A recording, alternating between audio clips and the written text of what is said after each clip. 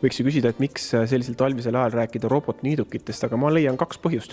Esiteks on lähenemas jõulud, mis tähendab seda, et niisuguse suurema pundiga kinkides on see täiesti mõeldav jõulukink mõnele pereliikmele. Teistpidi võttes jällegi on hea varakult hakata mõtlema oma niitmismurede peale, sellepärast et võib-olla kevadel on juba liiga hilja.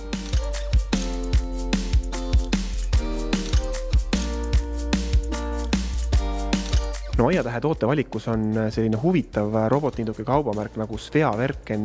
Mina kuulen sellest esimest korda, räägin mõne sõnaga sellest kaubamärgist. Sveaverken on Rootsi bränd, mis on siis Eesti turule tulnud, et pakkuda robotniiduki turul miskit uut. Ja sellest uuest me räägimegi, ma saan aru, et üks nende mudel on väga uudne ja väga äriline. Tegemist on siis Sveaverken robotniidukiga, mis on pliksmudel. Antud robotniiduk kasutab siis niitmisel 3D lidarit, mis annab siis robotniidukile 360 kraadi ulatuses ülitäpse niidu tulemuse. Lisaks on ta ka veel RGB Vision värvikaamera koos V-SLAM võimekusega.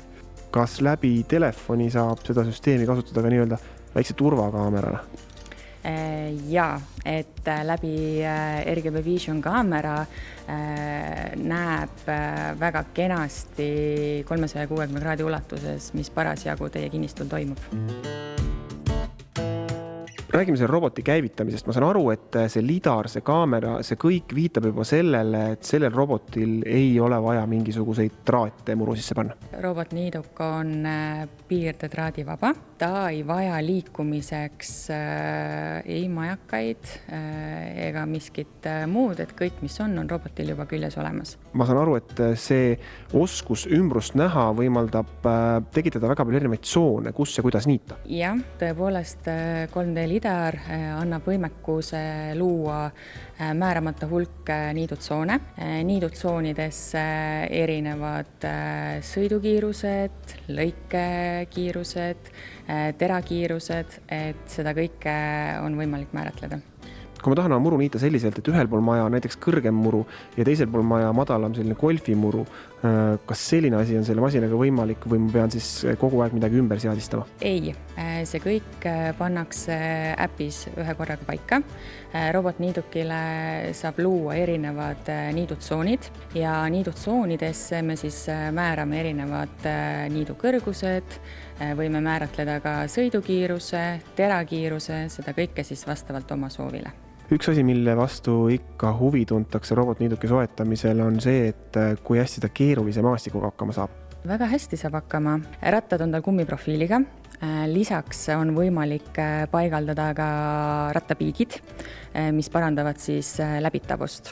Tal ei ole probleem liikuda ka ühelt muru pinnalt teisele ja seda kõike mööda tänavakivi või siis asfaldit. Kui palju tema pindala on, see on ju erinevate mudelite puhul alati argumendiks, et osad suudavad katta suurema ala, teised väiksema ala?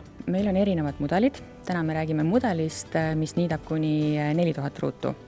See 4000 ruutu suudab robotniiduk niita kuni 24 tunniga. Seda siis selleks, et robotniiduki saab niitma panna sümmeetriliselt. Sümmeetriline ehk järjestikune niitmine tagab selle, et robotniiduk suudab võimalikult väikse ajaga teostada võimalikult suure niidupinne. Kuidas sellise robotniiduki seadistamine käib? Kui vanasti pidi kutsuma mingisuguse firma, kes paneb traadi maasse, siis kuidas täna käib? Kuna juba mainisin, et piirdetraati antud robotniiduk ei vaja, tehnikut otseselt vaja ei lähe, meie soovitaksimegi sellegi poolest spetsialisti paigaldust, et asi töötaks korrektselt. No tegelikkuses on Sveaverkeni robotniidukite mudeleid valikus mitu ja ma siinkohal mainiksin ära ka selle, et aasta lõpuni on Aiatähes nendele hea soodne pakkumus, nii et ma arvan, et siin enne jõule oleks tõesti võib-olla mõistlik robotniiduki ostu kaaluda.